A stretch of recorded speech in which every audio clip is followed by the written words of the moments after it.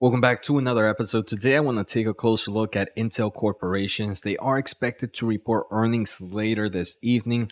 So, in today's episode, what I want to do is take a closer look at what analysts are expecting for Intel to report this earnings, what they're expecting on guidance, my overall thoughts, and recent commentary that we have received from either Intel's management or other companies that have already reported earnings. So, let's take a closer look in today's episode. I want to thank the Motley Fool for sponsoring this video, and check out fool.com/Jose for the 10 best stocks to buy now. With that link, you get a promotional offer for their subscription service. Now, let's continue with today's episode. All right, so first, let's just start off with estimates of what analysts are expecting and also what the company gave us during their last earnings call. So right now, it does seem like on average, analysts are expecting roughly $12.8 billion in revenue, which would be roughly a 9% jump versus same time last year. One of the main reasons we're expected to see a nice growth in revenue versus same time last year is because same time last year is when we started to see a lot of the over inventory corrections. Most of that over inventory correction has bottomed already, so we should start to see kind of a steady increase in the consumer market right now. Now, if we take a closer look at earnings per share, and earnings per share is expected to be roughly 14 cents by analysts, which is expected to be a huge growth versus same time last year. Same time last year, because of those same issues of over inventory correction, earnings per share were actually on the negative side. Now, these are the numbers that analysts are expecting. They're expecting, and these are pretty much in line with what Intel gave us during their most recent earnings outlook. We can see Intel on their earnings outlook gave us revenue of roughly 12.2 billion to 13.2 billion. So it's around that ballpark of the 12.8 that analysts are expecting, and earnings per share roughly 13 cents versus analyst expectations of 14 cents. Before we go any further, we are now on the road to 50,000 subscribers by the end of the year. Thank you all for the crazy support. So if you haven't and are enjoying the content, make sure to hit the thumbs up and the subscribe button. Finally, if you want to support the channel a little bit more, make sure to check out my special offer at fool.com/Jose. Now back to today's episode. All right, so now that we understand what analysts are expecting and what the company guided, we actually had a recent event on March 6th, which was a Morgan Stanley event where a lot of tech companies came and kind of talked about how the market is going. Intel was one of the companies there, and their CFO kind of shared some insight of how they're seeing the overall quarter, how they're seeing the overall 2024. So right now, it does seem like essentially the real kind of core or their core business is mainly CPUs, right? Intel's main revenue comes from server CPUs and consumer CPUs that go into your laptops and desktops. And they believe it's going to be very, very kind of they're going to see kind of some weakness in there during the first quarter of this year. There's going to be a lot of kind of air pockets that are hitting that market and some of the other biz markets that they're hitting as well. For example, the automotive industry, kind of the FPGA business. So they do expect maybe this quarter to be like the worst of them for the year. So when they talked about it in their most recent earnings, they kind of mentioned that after quarter one, they expect quarter two to kind of be sequential, and they expect it to be year over year growth as well. So it does seem like right now we don't expect much growth in this first quarter. So we shouldn't expect a beat in any of those estimations.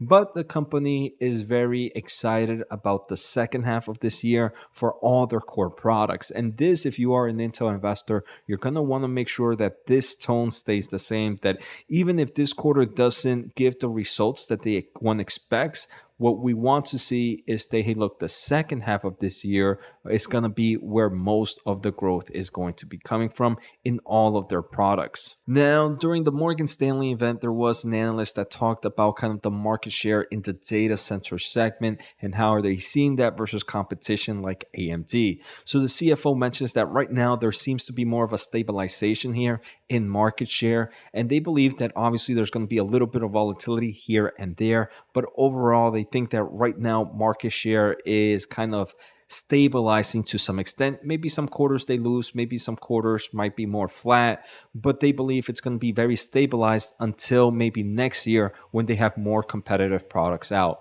So this is something again that we as now I'm not an investor, but investors would want to kind of keep a closer eye on. Has there been any shift changes in the CPU server market that might make them bleed more market share versus what they thought a few months ago? Now, when we look at estimates for the next quarter, analysts are expecting this company to report something around $13.6 billion in total revenue for guidance. That would be a nice sequential growth and obviously a nice year-over-year growth. They also expect earnings per share to be roughly 25 to 26 cents. Again, very similar. This is expected to be a nice sequential growth and a nice year-over-year growth. So obviously these numbers are what's going to be very important and what I believe is going to drive most of the stock price action tomorrow after the company reports earnings. If they beat those estimates, I think we can see a nice green day for Intel. If they miss estimates, obviously we're going to see a nice red day after earnings. Now, we did have some companies report earnings, and unfortunately, I want to say it's not looking too good for Intel, but very similar to what Intel mentions, at least the first half is going to be weak. So TSMC, the big manufacturer of a lot of chip components, did mention that while the PC has been bottomed out, the recovery is lower. So obviously that doesn't bode too well for Intel as the client market is very important for them. The second thing they mentioned is traditional server demand is low, more like lukewarm. And for those that are not familiar, traditional servers are servers that are just CPU. They're not AI accelerator or accelerated by some form of GPU. TSMC also mentions that the budget for hyperscale players have shifted their wallets from traditional servers to AI servers. On the bright side, all AI servers do need some form of CPUs, and the CPU of choice right now for AI solutions tend to be Intel Xeon processors, so obviously that can bode well for them. But right now, we can see that just pure CPU servers are a thing of the past right now. And again, that might not bode so well for Intel. Also with that PC, even though it bottomed out, the recovery is kind of slowing down a bit. The recovery is a lot slower than expected. Now, what are some questions that I believe investors should be asking for during this earnings? First, I think is obviously right now the AI market is pretty much everything that drives prices in the semiconductor space, and Intel just released their Gaudi 3. So I'm hoping, even though they did announce a lot of information in their when they announced Gaudi 3, I would like to hear an update on the pipeline of how much money they have right now, how much revenue can they build up here in the Gaudi 3 accelerator. Is the revenue right now more blocked by supply or is it more blocked by demand? Limited probably is the better word. Is it limited by supply? Is it limited by demand? If it's limited by supply, obviously that could be seen as a bullish case. If it's limited by demand, it just continues to show that NVIDIA, no matter who are the competition, NVIDIA continues to win here. So obviously a lot of great questions I think I want to hear from Gaudi 3, and I want to hear Intel management share a lot of information about their AI accelerator and maybe a little bit more of some of the customers that are willing to buy Gaudi 3. Now, the other one that I think is going to be a very important topic is the foundry side, right? Intel's really focusing on building manufacturing and bringing manufacturing here to the United States, building a lot of fabs. Any new customers here, any new updates that we should know? Hopefully no delays here, right? If we do hear any whiff of delays on any of their 5 nodes in 4 years, this is definitely going to be very bearish because the upcoming products that Intel is building for the data center market and for everything else is dependent on Intel's advancing in their manufacturing nodes. Right now, from everything we've heard, everything is in schedule. But again, if we hear anything or kind of see any whiff of weakness, I do believe this is going to cause some negative price action to Intel. The second thing is I do want to remind investors that this segment is not expected to really grow anytime soon. It takes time for you to grow the foundry business. And I think maybe investors might be expecting too much from the foundry business. While it is moving in the right direction, we're probably going to hear more about advanced packaging solutions that maybe they are acquiring some customers there. Maybe NVIDIA might move to some of their foundry business for the advanced packaging solutions that Intel has. So I want to hear about that advanced packaging, any new customers for the foundry side. but just a reminder that this is going to be a market that's not really expected to grow until maybe sometime next year or the year after that. So now I just want to take a closer look at valuations. We can see that PE ratio right now is 88.46.